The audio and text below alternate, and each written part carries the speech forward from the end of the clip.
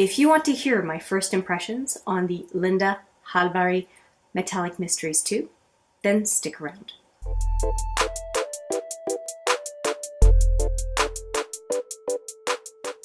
If you like the contents of this video, please give it a thumbs up. And if you like the content on this channel in general, please consider subscribing. That would be lovely. Hello, it's Hélène with another video, and I have to sheepishly introduce that I am going to give you my first impressions on a couple of products without trying them on camera. One of them is the Clionadh Hallberg Mystery Metallics 2, I think. Oh, Metallic Mysteries 2, sorry about that.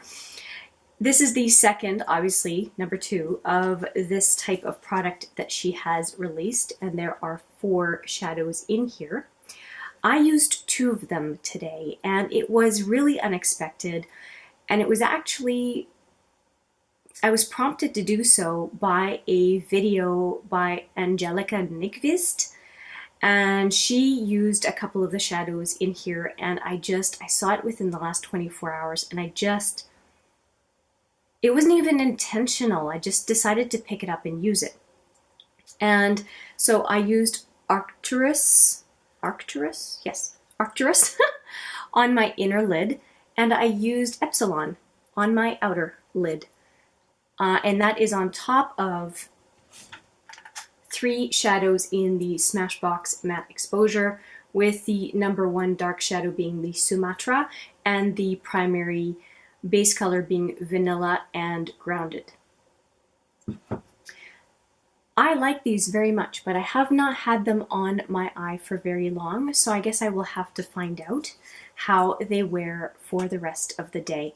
Now, I also did my first try of one of the Aftershock highlighters. They come in these boxes here. If you want to see my introduction to the Clionadh Hallberg or Hallberg products, I will put the link right here. And then these Aftershock shadows highlighters are from Clionadh Cosmetics. I used Fuse today on my cheekbone, and it's a very pretty color, and I thought that it would go really well with the metallic Arcturus from the Clionadh Hallberg collection. So I don't know if it's really coming across, but there's a nice peachy fuchsia shine to Fuse, and that's what I decided to try today. And I'm delighted that these are buildable, so I was able to do something subtle but still use a highlighter that has a really interesting shift in color. So that is a super good discovery now that I've put the Clionadh Cosmetics highlighters on my face, at least the Aftershock highlighter 1 color Fuse, that it is very flattering and not overpowering. So I already felt like I had a very powerful eye look, and I didn't want to go overboard with my highlighter, and I'm very happy with what this highlighter looks like, at least at this point. Just coming back to this one for a minute, one of the things that I wanted to mention is that these 2 shadows that I did use with my finger, and I'm very happy that I did. I did not use a glitter glue because I wanted to see what the fallout was going to be like. But when I saw other people using these shadows, and I noticed that if a brush was applied, that there was a lot of fallout, so I went straight in with my pinky finger for the inner lid and my index finger for the outer lid for both the Arcturus and the Epsilon, respectively. And so far, so good. I don't really see any fallout at all. So you tell me. I'm looking at the mirror underneath. I don't see any at all. So chances are you wouldn't be seeing any either. But really enjoy this so far, and I didn't even use the punchiest color, which is Collision. And that was really the one that I'm the most drawn to, and the fact that I was able to resist it and do an everyday look speaks to this palette so far. Now, are they metallic?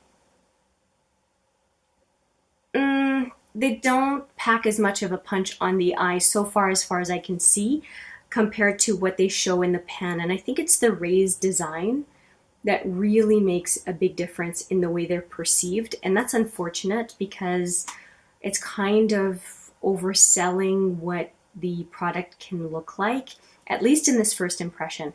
One thing that I will do though is I will try them wet, and I bet you they're going to be different from my experience today.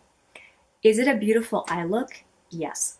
I'm not mad at it. It's just not what I would really call super metallic. I thought I would also mention a few other things that are on my face, and I don't often do that, but just because I feel like I have to make up for the fact that I didn't do this first impression on camera. I used the Smashbox Always On Steppin' Out color for my lips, and I think it's quite flattering. For my eyeliner, I used the color 0 from Urban Decay in the 24/7 Glide On, and I also used Alkaline. Now, if you're not familiar with 0, it's black, jet black, and then this one is, of course, a nice burgundy. To me, swatching a jet black doesn't make a whole lot of sense, but here's the burgundy, and I used that on my lower waterline, and I used the 0 on my upper waterline.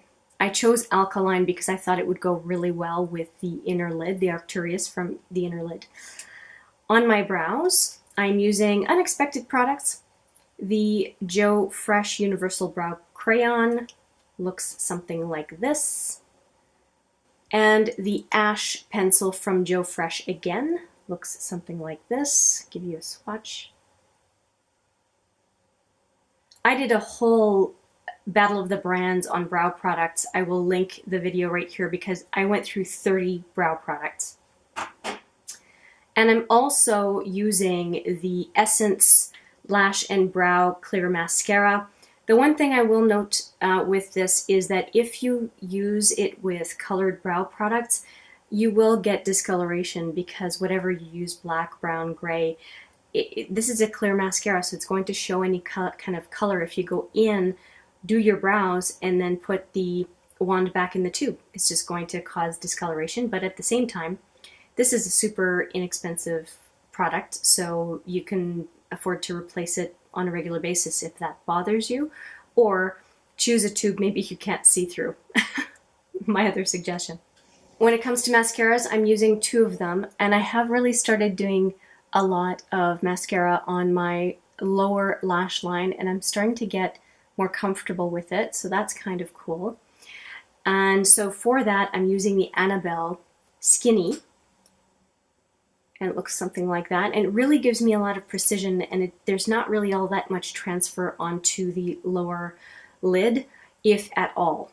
The one I used for my upper lashes, and I forgot to use the mascara primer with this one today, is the Définicil, and I just ended up putting 2 coats, and I actually think that I got a pretty good amount of coverage from this mascara with 2 coats. I'm pretty happy with it. And I also used for my liner, a felt liner on the upper lid, the Fierce Flicks from Ciate, and it looks like this. So that's it for my first impressions on a couple of brands. The Clionadh Aftershock Highlighter in Fuse and the Metallics Mysteries 2 by Linda Hallberg. And in that there was Arcturus and Epsilon, I believe, that I used. So yeah, that is it. Thank you for watching. I appreciate your time. I hope some part of this initial thoughts was useful, and I look forward to seeing you in the next video. But for now, take care.